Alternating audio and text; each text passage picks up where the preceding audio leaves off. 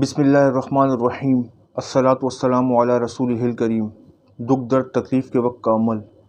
حضرت عائشہ رضی اللہ تعالیٰ عنہا فرماتی ہے کہ جب حضور اقدس صلی اللہ علیہ وسلم کو جسمانی تکلیف محسوس ہوتی تھی تو معوذات پڑھ کر اپنے اوپر دم فرماتے تھے، اپنے دست مبارک پر دم کر کے جسم مبارک پر پھیرتے تھے۔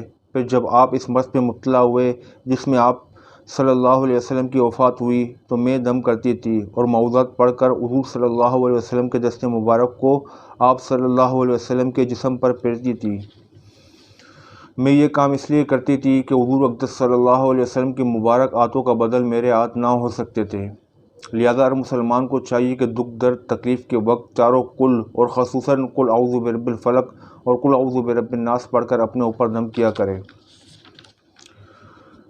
جس شخص کو کوئی جسمانی دکھ درد یا کوئی تکلیف ہو وہ اپنا دایاں ہاتھ تکلیف کی جگہ پر رکھے اور 3 مرتبہ بسم اللہ کہے اور 7 مرتبہ یہ دعا مانگے: اعوذ باللہ وقدرتہ من شر ما اجد واحاذر۔